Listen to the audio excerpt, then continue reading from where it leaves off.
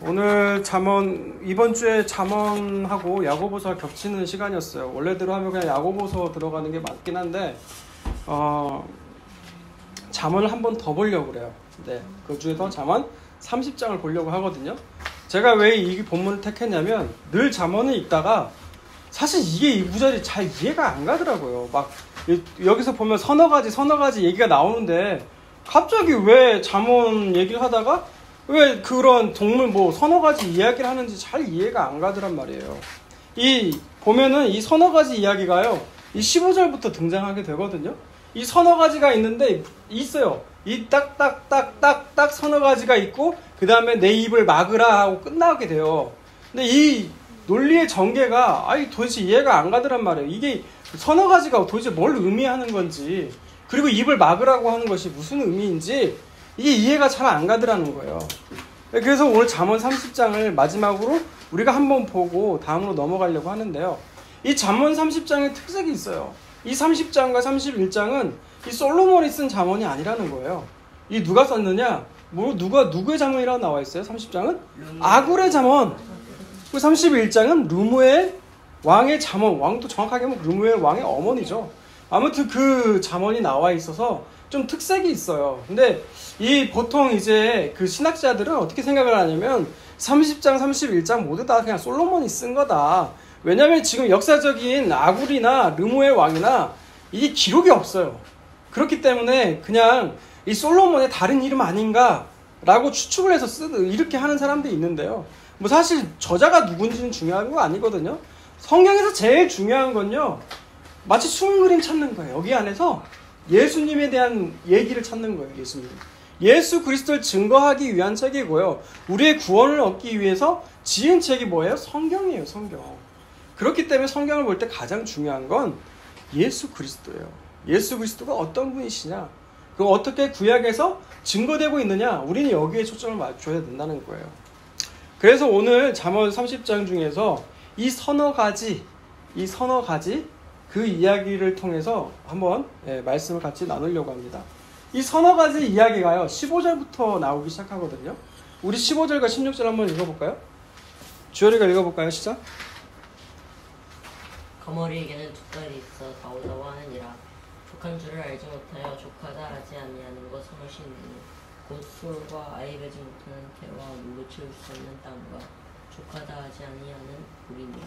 네, 뭐라고 나옵니까? 거머리에게는 두 딸이 있다는 거예요. 그 두 딸이 있는데 만족을 못한다는 거죠. 그 표현을 다오다오라고 이렇게 얘기를 하고 있어요. 이 거머리라는 게 어떤 거예요? 피를 빨아들이는 게 거머리잖아요. 그 거머리에게 두 딸이 있다는 것은 의인법이에요. 마치 거머리는 그냥 사람 아니잖아요. 그죠? 그 두 거머리에 그 두 빨판을 두 딸로 얘기를 하고 있는 거예요. 그래서 거머리에게 두 딸이 있는데 이 거머리 특징이 뭐냐? 한 번 딱 붙여가면 지가 스스로 안 떨어져 나간대요. 피를 그냥 계속 통통통 맨 처음에 이렇게 납작했다가 이게 점점 부어오르는 거예요. 피를 계속 빨아들여서. 근데 이 거머리가 피를 빨아들일 때 끝까지 누가 떼지 않으면 안 멈춘다는 거예요. 안 멈춘다는 거. 이것이 바로 뭐냐? 이따도 얘기하겠지만 바로 인간의 탐욕을 얘기하고 있는 거예요. 탐욕이 끝이 없다는 거예요. 이것만 하면 이것만 하면 내가 만족하겠지? 아니, 절대 그게 없다는 거예요. 계속해서 빨아들이는 그 거머리처럼 그 두 뻘대, 이 두 딸로 표현했지만 이 두 뻘대로 이렇게 표현하는 그것처럼 만족함이 없다는 거예요. 그리고 또 어떤 것이 만족함이 없느냐? 바로 16절에 등장한 게 수월이라는 거예요. 수월이 뭐예요? 지옥이죠. 왜 여러분들이 가면 가게 될 곳, 천국이요, 지옥이요? 아무튼 이 수월은 어때요? 지금까지 사람이 나타난 이해로 계속 수월을 들어갔지만 끊임없이 죽음을 향해서 열려있는 만족을 모르는 것이 바로 이 수월이라는 거예요. 그리고 세 번째가 뭐예요? 아이를 배지 못하는 태. 남자의 정자가 들어가지만 결국 아이를 배지 못해요. 이것도 결국 만족을 모르는 거예요. 아이가 뵐 수가 없거든요. 아이를 배지 못하는 태가 그렇다는 거고요. 물로 채울 수 없는 땅. 이게 뭡니까? 이 중동 지방은 사막 이렇게 건조한 땅이기 때문에 비가 오면요, 이 물이 이렇게 딱 고이질 않는데요. 땅이 흡수를 하게 된다고 하더라고요.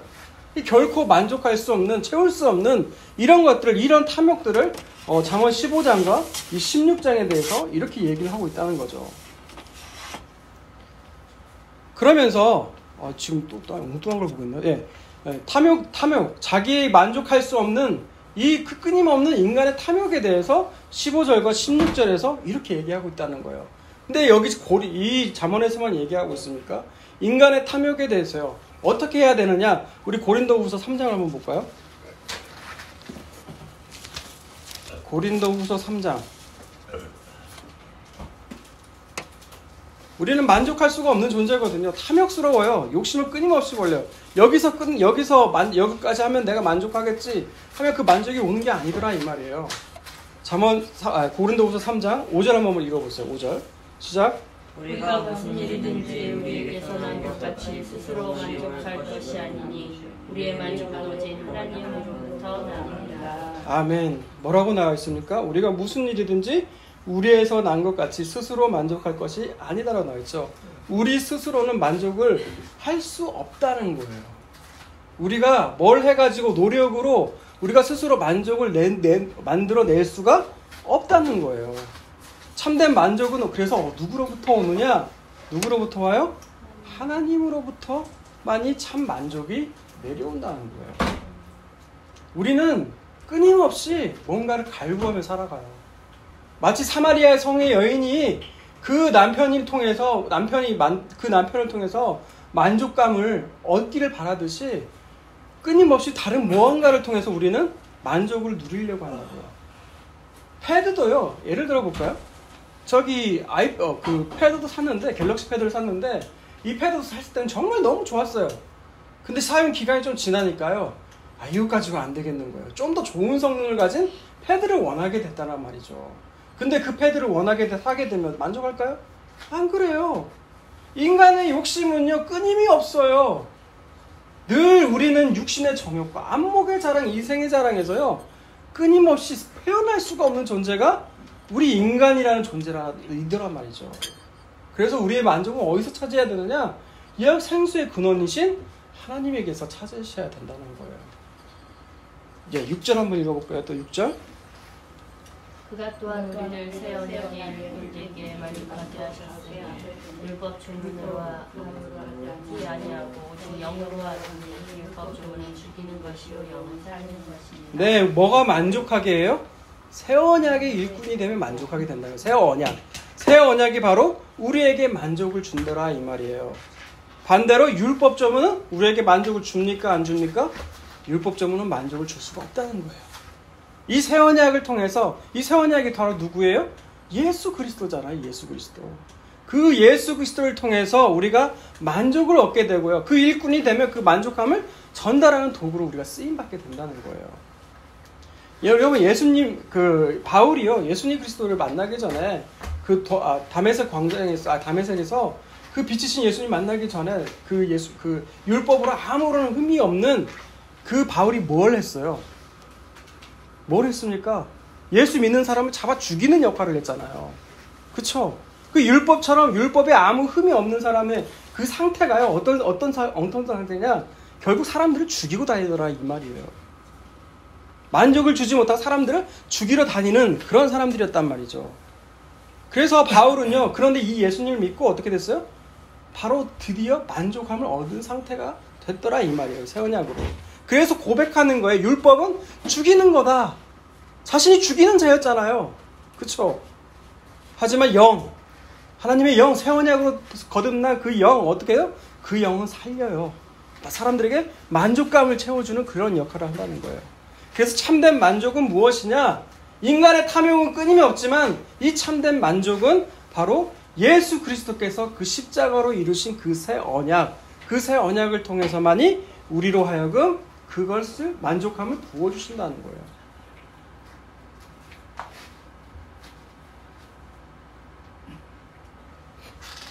자, 우리 다시 잠언. 그래서요, 다시 본문으로 넘어가서 17절. 세당상은 없어요? 이 17절 말씀이 참 제가 자녀돼 있을 때는 참 읽을 때마다 부담이 됐는데 이 부모가 되니까 참 좋더라고요. 17절. 우리 자녀들만 읽어볼까요? 시작. 아비를 조롱하며 어미 순종하기를 싫어하는 자의 눈은 골짜기에 까마귀에게 쪼이고 독수리 새끼에게 먹히리라. 네, 여러분 눈들 확인해 보세요. 멀쩡하네요. 네, 눈이 멀쩡하네요. 네, 이게 말 그대로 그 눈이라고 했어요. 뭐라고 설명했어요? 눈을 잊는다는 건요, 우리가 보지를 못하는 거예요. 눈을 잊는다는 건. 보지 못한다는 게 뭐예요? 분별력을 잃어간다는 거예요. 바로 그 아비나 어미를 그 저주하고 순종하지 않는 자는요, 왜 이처럼 무시무시한 말씀을 하느냐? 하나님 말씀을 가르치는 사람이 부모였기 때문에 그래요, 이스라엘은. 그렇기 때문에 그 하나님의 말씀을 무시하는 자들은 결코 눈을 잃어버린 것 같이 분별력을 잃고 뭐가 진리이고 뭐가 거짓이고 무엇이 선이고 무엇이 악인지를 모르는 그런 저주 가운데 놓이게 될 거라는 거예요. 알겠어요? 네. 오늘 본문과는 전혀 관계가 없어요. 이 말씀이 참 재밌더라고요. 네. 자, 그래서 그 서너 가지 이야기를 또 할 건데요. 18절, 19절, 20절 읽어볼까요? 시작. 내가 심히 기이 여기고도 깨닫지 못하는 것 선하시나니 공중에 날아다니는 독수리의 자치와 바다로 기어다니는 뱀의 자치와 바다로 지나다니는 배의 자치와 남자와 여자와 함께한 자치며 음녀의 자치도 그러하니라. 그가 먹고 그의 입을 씻음같이 말하기를 내가 악을 행하지 아니하였다 하느니라. 네, 18절에 보니까 내가 심히 기이 여기고도 깨닫지 못하는 서너 가지가 있다는 거예요. 신기하고 기이한 일이다라는 거죠. 그게 뭐예요? 공중에 날아다니는 독수리의 자치. 독수리가 어떻게 날아다니는지 우리가 모르죠. 자치가 모르죠. 그죠? 그냥 쭉 날아가는 것만 보이지. 독수리가 어디서부터 어떻게 날아다니는지 경로가 다 알아요? 내비 달렸어요? 독수리에게? 모르잖아요. 자, 그 다음에 또 뭐예요? 반석 위로 기어다니는 뱀의 자치가 그렇다는 거예요. 뱀의 경로를 우리가 알 수가 없어요. 그리고 뭐가 또 그래요? 바다로 지나가는 배의 자취가 그렇다는 거예요. 그리고 남자와 여자와 함께한 자취가 그렇다는 거예요. 이게 참 신기하고 기이하고 우리가 알 수 없다는 거죠. 근데 정말 이 이야기를 하려고 한 것이냐? 그게 아니라는 거예요. 바로 20절에 이 얘기를 하려고 한다는 거예요. 20절에 이게 연결되어 있거든요. 20절을 그런 의미에서 한번 더 읽어볼까요? 시작. 음녀의 자취도 그러하니라. 그가 먹고 그의 입을 씻은 같이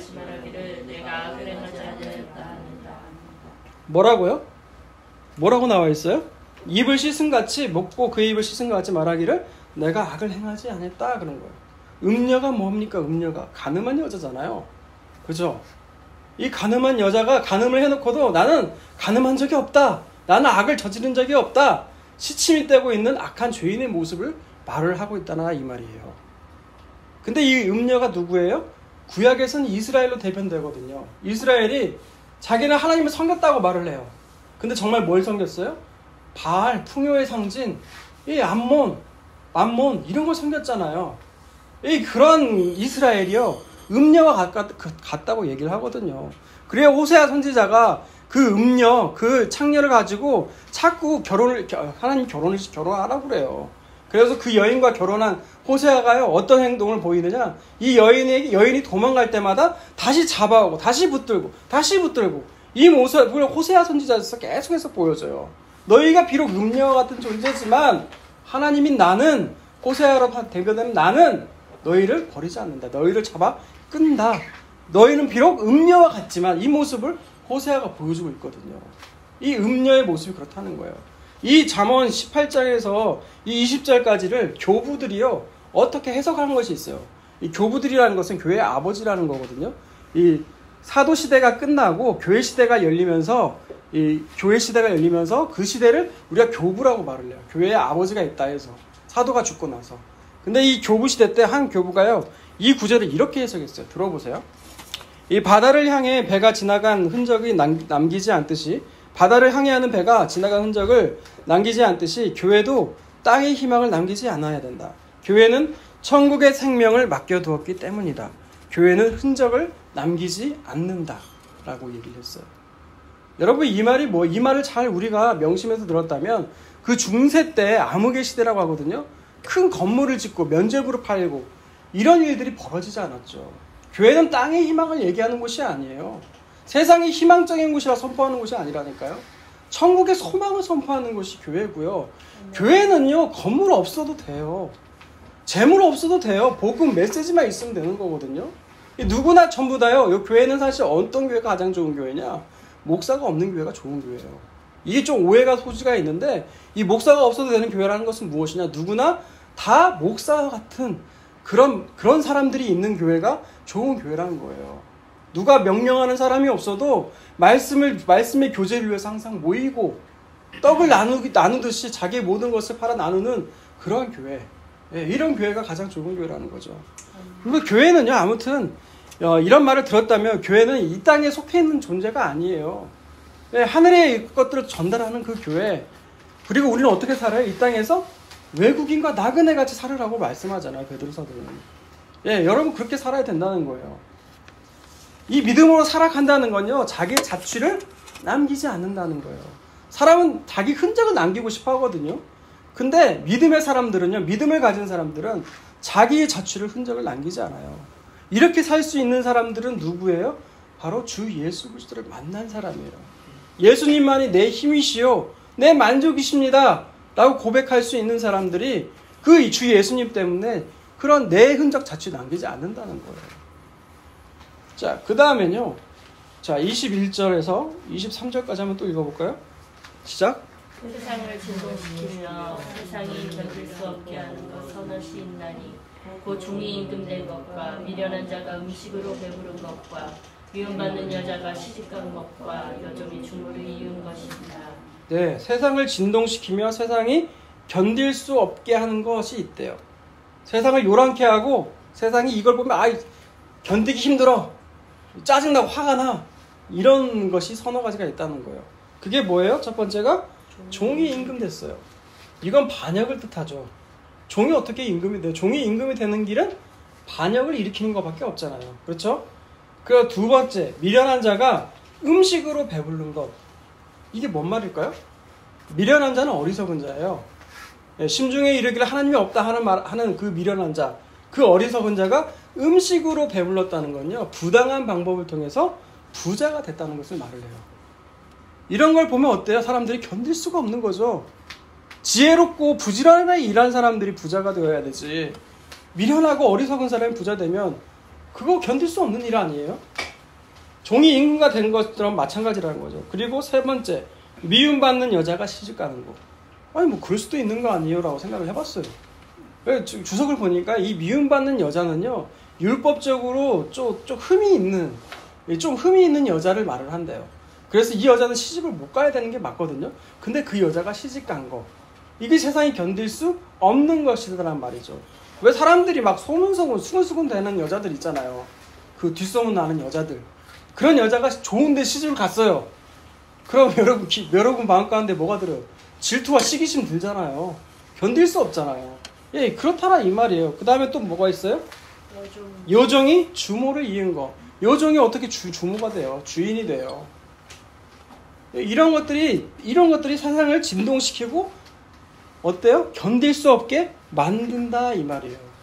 근데 이 말씀을 읽으면서 21절에서 23절을 읽으면서 과연 뭐 이런 것을 얘기하려고 이걸 얘기했을 걸까, 한 걸까라는 생각이 들어요. 그러면 하나님의 입장에서는요, 견딜 수 없는 게 뭘까요? 바로 21절에 예로 든 게 22절과 23절이잖아요.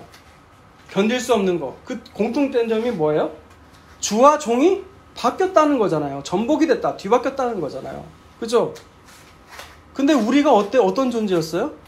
우리가 종인 우리가, 하나님 자리에 오른 우리가 죄인된 우리가 하나님 입장에서는 견디기가 힘들고 보기 힘든 존재라는 거예요. 그렇지 않아요? 우리는 하나님이요, 세상을 너무 사랑하셨어요. 그래서 선지자를 통해서도 보내주셨고요, 제사장들을 통해서도 보내주시고요. 뭐 어떻게 하라고요? 돌이키라고, 이스라엘 통해 돌이키라고 보내주셨잖아요. 그리고 마지막으로 누굴 보냈어요? 자기의 아들을 보내셨잖아요. 이쯤 하면 돌이키겠지. 근데 어떻게 했어요? 그 아들을 잡아 죽이잖아요. 여러분, 우리가 그런 존재라는 거예요. 악한 존재. 하나님 보시기에는 우리가 견딜 수 없는 악한 존재라는 거예요. 그래서 여러분, 이 구절을 읽을 때, 처음에 읽을 때는 아무렇지 않았거든요. 나랑 상관없다고 생각을 했어요. 종이 임금된 거, 뭐 그래, 견딜 수 없는 거, 그런가 보다. 나하고는 상관이 없으니까. 하지만 어때요? 그 주인과 종의 자리를 바뀌어버린 그런 관계가 핵심이라는 것도 보면 우리도 역시 마찬가지라는 거예요. 우리는 종인데 우리가 어때요? 주인된 행세를 하고 있잖아요. 말로는 우리가 하나님을 믿습니다, 예수님 믿습니다 하지만 어때요? 정말 예수님 믿어요? 정말 예수님을 주인으로 모시고 살아가고 있어요? 자신 있게 말할 수 있어요? 때로는 인간의 생각이 올 때는 이렇게 막 그대로 살라고는 하지. 말로는 우리가 저는 그래요. 저 자신을 보면 기분 내키는 대로 아직도 살아가고 있는 것 같아요. 자신이 달리. 이걸 겸손이라고 말을 하긴 하는데 아니래요. 아무튼 할 말을 잊게 만드네요. 우리 자신이 그렇다는 거예요. 우리 자신이 하나님 보시기에 참 견딜 수가 없고 세상을 진동케 하는 것이 바로 우리와 같은 존재라는 거죠. 그런데요, 그런 내 자신이 하나님 보시기에 견딜 수 없는 존재이며 그런 것을 아는 사람이 여러분 소망이 있어요. 다시 회개할 수가 있어요. 다시 돌이킬 수가 있는 거예요. 근데 내가 그런 존재인지 아니라고 생각하는 거, 나는 괜찮다고 생각하는 거, 이런 사람이 위험한 거예요. 그렇죠? 역시 기분 파이는 우리 딸이 얘기를 해주고 있는 거예요. 그래서 예수 믿는다는 건요, 여러분 어려운 게 아니에요. 바로 그런 것을 고백하는 거예요. 예수님이 나의 주인이 되어달라는 거예요. 내가 그동안 주인 되었던 거 하나님 잘못했어요. 하나님 내 주인 돼주세요. 그렇게 기도하면요, 그게 예수님 믿고 영접하는 거예요. 신기하게 우리 애들한테 얘기하니까 언제쯤 제가 예수님 만날 수 있을까요? 언제쯤 예수님 만날 수 있을까요? 물어봐요.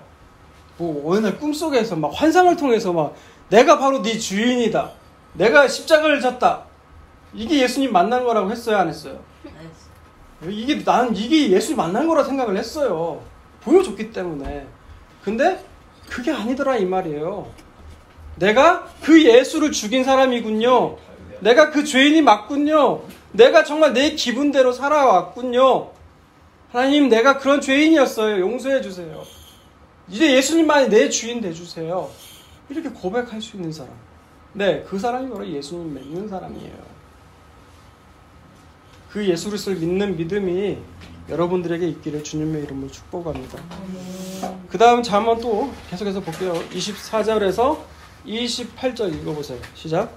땅의 작고도 가장 지혜로운 건 내 시인나니 힘이 없는 종류로 돼 먹을 것을 여름에 준비하는 개미와 약한 종류로 돼 집을 바위 사이에 짓는 사방과 임금이 없으되 잣대를 지어 나아가는 메뚜기와 눈에 잡힐 만한 무언공에 있는 동마뱀이니라. 네.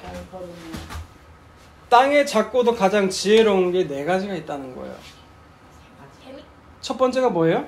힘이 없는 종류로 돼 먹을 것을 여름에 준비하는 개미라는 거예요. 잠언 6장에 보면 개미에 대해서 말을 하죠. 이 게으른 자들아 개미에게서 배우라고요. 이 개미는 어때요? 겨울에 먹을 것을 여름에 준비하잖아요. 미리미리 준비하는 그 개미의 근면함, 성실함에 대해서 얘기를 하고 있어요. 근데 여기서 개미는요, 약한 존재예요. 약한 존재이지만 뭘 준비해요? 미래 일을, 장래 일을 준비하는 존재로서 그 지혜롭다고 얘기를 하고 있는 거예요. 그런데요, 우리가요, 그런 걸 통해서 적용을 해보자면, 그래요, 우리도 장래를 통해 장래 일을 위해서 보험도 들고요, 저축도 하고 열심히 준비해야 되는 건 맞아요. 하지만 가장 중요한 건 뭘 준비해야 돼요? 우리의 영원, 우리의 죽음 위에 준비되어 있는 그 천국, 그거에 대해서도 우리가 준비되어야 되잖아요. 준비한다는 게 좀 말이 우습지만 현재의 삶에 함몰돼가지고요, 지금 먹고 사는 것에 급급해가지고 앞으로의 나중 그 영생, 영원, 여기에도 우리가 관심을 놓치지 말아야 된다는 거예요. 개미 얘기를 통해서 해주고 싶은 건 아마 그 이야기가 아닐까 싶어요. 그리고 두 번째 또 뭐예요? 또 어떤 짐승이 나와요? 사반이라고 나와요. 사반. 이 사반이 어떤 동물이냐? 오소리 너구리과의 동물이라고 해요. 이걸 사반이라는 어려운 단어를 썼는데요. 이 오소리의 특징들이요, 크기가 작기 때문에, 약하기 때문에 이 자기를 보호하기 위해서 집을 어디다 지어요? 바위 틈에. 다른 동물들이 접근하기 어렵도록 그 바위 틈에, 바위와 바위 사이에 집을 짓는다는 거예요. 그래서 어떤 교부들은요, 이걸 알레고리하게 비유적으로 해석을 해요. 은혜는 되거든요, 사실. 이 바위가 사실 누구예요? 반석이? 예, 바울이 말하기를 그리스도라고 하잖아요. 이 그리스도 안에서 이 지은 집, 그 지어야 되듯이 우리도 역시 반석이신 우리가 약한 존재지만 우리가 그렇게 안전하게 되려면 어디로 가야 된다는 거예요? 바위이신 반석이신 그리스도로 가야 된다는 얘기예요. 좀 여기서 조금 나간 것 같지만 은혜롭긴 하죠. 그렇죠? 또 세 번째 또 뭐가 있어요? 임금이 없지만 때를 지어가는 메뚜기가 있다는 거예요. 이런 메뚜기나 그 철새들이 나는 걸 보면 앞에 리더가 한 마리 딱 앞장서가지고 쭉 나가잖아요. 하지만 메뚜기 때 짖는 거 보셨어요? 직접 보지는 못했지만 영상을 보니까 그 수많은 메뚜기들이 붕 떠서 가는데 누가 앞장선 물이 없어요. 그 서로 뭐 부딪혀가지고 떨어지지도 않아요, 심지어. 이게 신기한 거잖아요. 그죠? 얘들을 이끄는 두령, 뭐 리더가 없는데도 불구하고 때를 지어가는 그 메뚜기 떼가 지혜롭다고 얘기를 하고 있어요. 근데 바로 그리스도인들이 그렇다는 거예요. 그리스도인들이요, 바로 아까 제가 얘기했죠. 목사가 없는 교회가 좋은 교회라고 얘기했죠. 그게 무슨 얘기예요? 우리 다 모두 다 성령을 우리가 모셨다면요, 그리스도가 머리가 되시기 때문에 우리는 모두 다 아무런 시키는 사람이 없어도, 두령이 없어도 움직일 수가 있는 곳이 어디여야 돼요? 교회여야 돼요. 목사가 없어도 움직이는 곳이 교회가 되어야 되고요. 장로가 없어도 움직일 수 있는 곳이 어디여야 돼요? 교회가 되어야 돼요. 왜요? 성령을 모신 곳이 교회잖아요. 성령을 모신 곳이 내가 모인 데가 어디예요? 교회예요. 그렇기 때문에 그런 교회는요, 두령이 없어도 그 리더가 없어도 움직이는 것이 바로 교회가 되어야 된다는 얘기예요. 그리고 또 뭐가 나옵니까? 마지막으로 도마뱀이 나와요. 손에 잡힐만 해도 얘는 어디 살아요? 왕궁에 살아요. 이 도마뱀은요, 그 이빨이요, 다른 동물과 달리 이빨이 강하지 않대요. 그리고 독도 없대요. 뱀이라고 했는데. 그래서 심지어 사람들이 아이들마저도 도마뱀을 쉽게 잡는다고 그래요. 약하지만 어디 살아요? 결국 그 왕궁, 하나님 나라 왕궁 살잖아요. 이 개미와 같고 오소리와 같고 메뚜기 같고 결국 도마뱀 같은 존재가 누구예요? 바로 우리 아니에요? 약한 우리. 그죠? 약하지만 하나님이 지혜를 주셔서 지혜롭게 되어가는 바로 우리와 같은 존재가 개미고요, 오소리고 메뚜기고 도마뱀이라는 거예요. 도마뱀. 감탄을 안 하네. 우와. 저는 이 구절 읽으면서 너희가 바로 우리가 그런 약한 존재구나. 우리가 약하지만 누가 강하세요? 하나님. 예, 하나님 예수 그리스도가 계시기 때문에 우리는 강한 자잖아요. 우리가 이 부분이 또 나오는 구절이 있죠. 여러분들 알 거예요. 고린도전서 1장 한번 볼까요? 고린도전서 1장 25절 한번 볼게요. 고린도전서 1장은요, 십자가의 도에 대해서 얘기를 하고 있어요. 유대인들에게는 꺼리끼는 것이고 이방인들에게 미련하게 보이는 그 십자가의 도에 대해서 얘기를 하다가 바울이 어떻게 얘기하냐? 하나님의 어리석음이 사람의 지혜롭고 하나님의 약하심이 사람보다 강하다 얘기를 하면서 26절 이렇게 얘기를 해요. 시작. 형제들아, 너희를 부르심을 보라. 육체를 따라 지혜로운 자가 많지 아니하며 능한 자가 많지 아니하며 문벌 좋은 자가 많지 아니하도다. 네, 사실 저는 26절을 보면서 웃음이 나오거든요. 이 고린도 예전에 설교할 때 얘기 충분히 해줬을 거예요. 고린도 교회가 서로 파벌 때문에 분란이 많고 분열이 많은 거예요. 근데 26절에서 바울이 이렇게 얘기를 하잖아요. 너희를 한번 보라는 거예요. 너희들 꼬라지를 보라는 거예요. 너희 중에 문벌 좋은 자가 얼마나 있냐고. 야, 니들 중에 서울대 나오고 연대 나오고 고대 나온 애 있어? 니들 뭐 얼마나 무식한 걸 봐봐. 니들이 뭐 잘났다고 이렇게 소리를 쳐. 저는 그 얘기 같이 들리더라고요. 그러면서 너희들 가운데 부자도 있냐? 돈 잘 버는 사람 있어? 없잖아. 근데 뭘 잘났다고 이렇게 싸워. 마치 꼭 이런 모습을 얘기를 해주는 것 같아요. 부르심을 보나 육체를 따라 지혜로운 자가 많지 않고 능력 있는 자, 능한 자가 많지 아니하며 문벌 좋은 자가 많지 않다. 바울이 이렇게 얘기를 하고 있어요. 그러면서 뭐라고 말해요? 그러니까 26절 한마디로 얘기하면, 자문과 연결하면 너희는 개미와 같은 존재라는 거예요. 그쵸? 그런 약한 존재예요. 그러나 하나님께서 27절 읽어볼까요? 시작. 그러나 하나님께서 세상에 미련한 것들을 택하사 지혜 있는 자들을 부끄럽게 하려 하시고 세상에 약한 것들을 택하사 강한 것들을 부끄럽게 하려 하시고 28절 하나님께서 세상에 천한 것들과 멸시받는 것들과 없는 자들을 택하사 있는 것들을 폐하려 하시나니. 네, 하나님 뭐라고 그래요? 세상에 미련한 것, 어리석은 것들, 약한 것들 하나님 택하세요. 왜 택하세요? 강한 것들을 부끄럽게 하시려고, 그리고 택하사 있는 것들을 폐하게 하시려고. 그래서 결국 결론이 뭐예요? 29절 시작. 이는 아무 육체도 하나님 앞에서 자랑하지 못하게 하려 하심이라. 아멘. 우리는 약한 걸 좋아해요? 안 좋아해요? 싫어해요. 우리는 강하고 싶어요. 남에게 비굴한 소리 하고 싶지 않고 손 벌리고 싶지 않고 이러길 원해요. 강한 자가 되길 원해요. 근데 하나님은 어떠세요? 그 강한 자들을 부끄럽게 하시는 하나님이에요.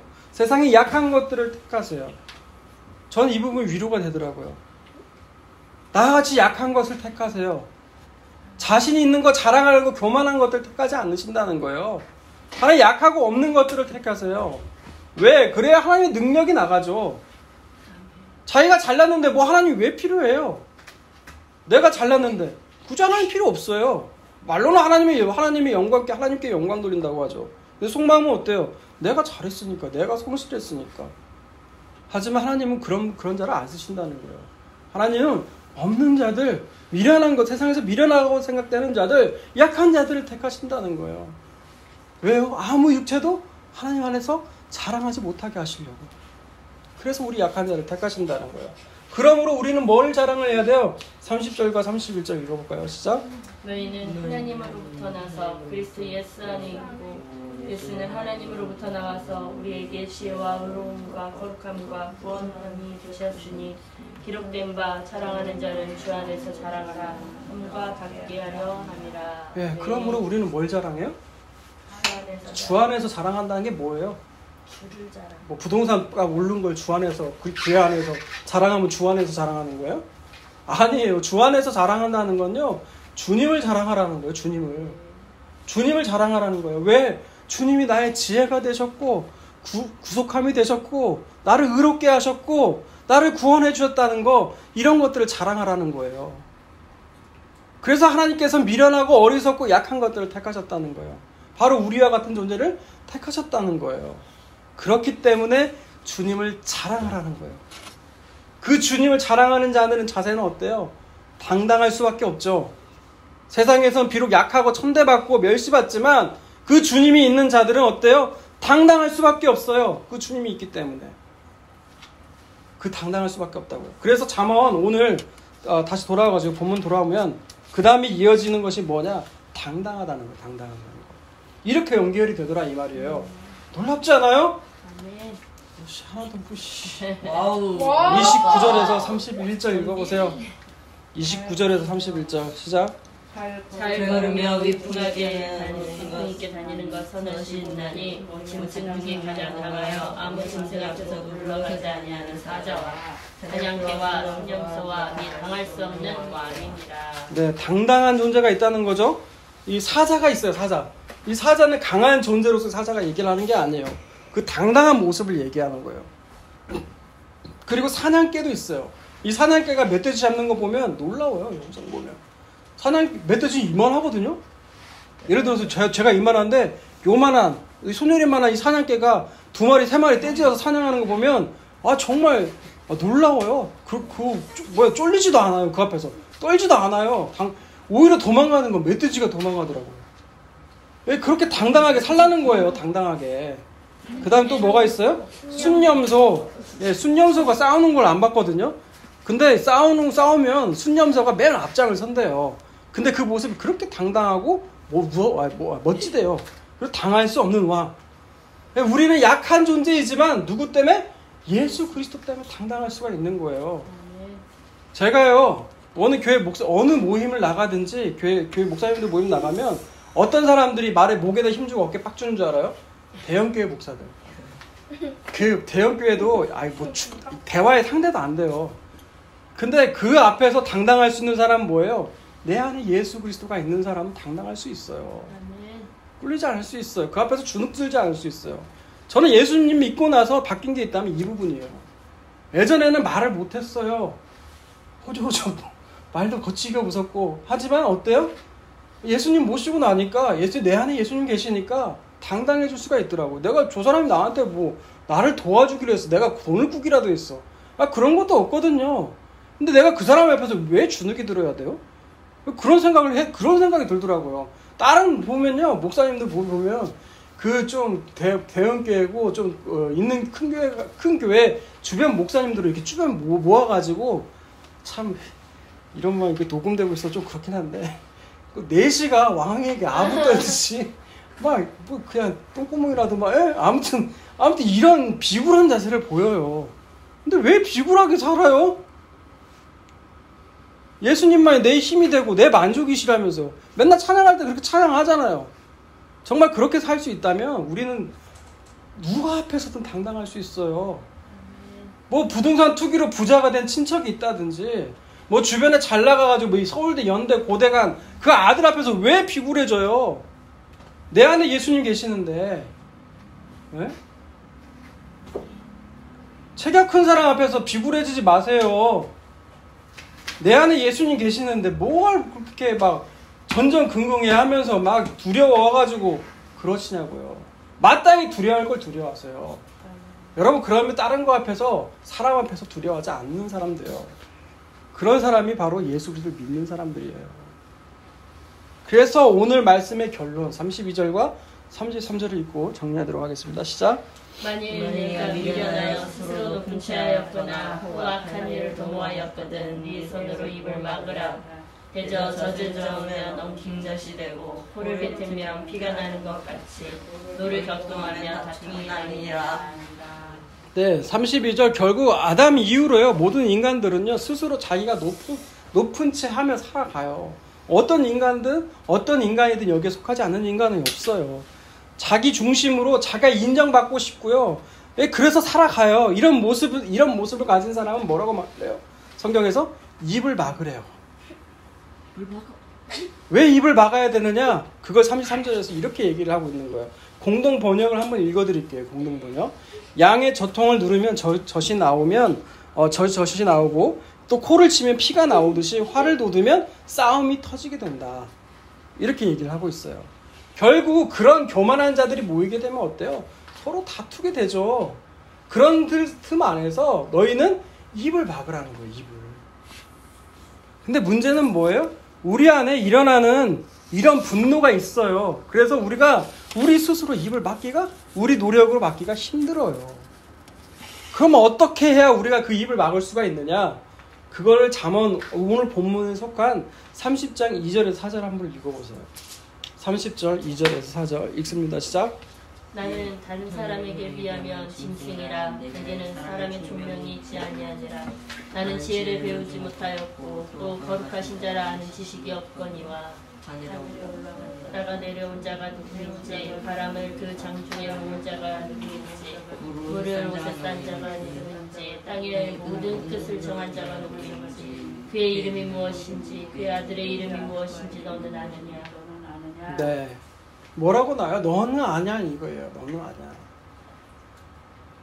이 말은 마치 욥이 그 까닭 없이 고난을 당하잖아요. 그리고 새 친구들이 모여서 네가 잘못한 죄가 있어서 그런다는 얘기를 37장까지 쭉 얘기를 하거든요. 그리고 38장 39장을 통해서 그때 이제 드디어 하나님이 나타나세요. 그러면서 욥에게 너는 아느냐 하고 물어보신 질문들이 있거든요. 사조가 어떻게 그렇게 그 지혜를 안 주고 어리석음 줘서 이런 행동을 하는지 네가 아느냐? 아이 벤 자의 태가 어떤지 아느냐? 바람이 지나간 자리가 어떤지 네가 아냐? 이런 얘기를 해요. 하나님이. 누구에게? 욥에게. 이게 뭐예요? 너는 짐승과 같은 존재라는 거예요. 너는 알지 못한다는 거예요. 하나님이 어떤 분이신지 알지 못하는 그 지혜가 너에게는 없다는 걸 얘기하거든요. 비로소 그때서야 욥이 그 끊임없는 불평과 원망을 멈추게 돼요. 누구를 만날 때서야? 하나님을 만나게 될 때서야 멈추게 되더라 이 말이에요. 이사야도 역시 그래요. 이사야도 하나님 영광을 보니까 죄로다 내가 화가 많도다 내가 죄가 많도다. 자신은 그전까지는 몰랐어요. 그게 죄가 많은 존재인지. 하지만 누구를 만나게 될 때 하나님의 영광을 보게 될 때 내가 죄인 된 것을 알게 되더라 이 말이에요. 우리가 언제 입을 멈출 수가 있느냐? 바로 하나님의 영광, 하나님 앞에서야 우리가 멈출 수가 있더라 이 말이에요. 오늘 말씀 정리해 볼게요. 오늘 잠언은요, 서너 가지 이야기를 계속해서 해요. 서너 가지 얘기를 통해서 뭐를 해요? 우리는 만족을 모르고 탐욕을 존재하는 존재예요. 자족을 몰라요. 그런데 누구를 만날 때만이 예수 그리스도의 그 새 언약, 그 언약을 만날 때 그 은혜로 주어지는 만족, 자족감이 있거든요. 그걸 만날 때서야 우리가 만족이 될 수가 있고요. 그 다음에 또 뭐라고 나옵니까? 그러듯이 우리는 어떤 존재라고요? 우리는 악을 행하고도 악을 행치 않았다고 말하는 그런 악한 존재라는 거예요. 그런 존재가 바로 우리라는 거예요. 그리고 또 우리는 어떤 존재예요? 우리는 세상을 진동시키고 세상을 견딜 수 없게 하는 그런 존재라는 거예요. 그런 악한 존재가 바로 우리라는 거예요. 그런데 하나님께서는요, 그런 우리 악하고 참 욕심이 많고 이런 존재이지만 하나님은 우리를 그 약한 가운데서도 주님을 자랑하게 하는 그런 존재로 당당하게 살아가기를 바꾸시는 하나님이시라는 거예요. 그런 존재, 그런 하나님을 만났다면 우리는 비로소 우리 입을 막을 수가 있다는 거예요. 그런 존재가 바로 우리라는 거예요. 그렇게 되도록 하나님께서 지금도 역사하시고 지금도 만들어가고 계신다는 거예요. 그 사실 앞에서 겸손히 무릎 꿇고 주님께 말씀을 듣는 저와 여러분이 다 되시기를 주님의 이름으로 축복합니다. 아멘.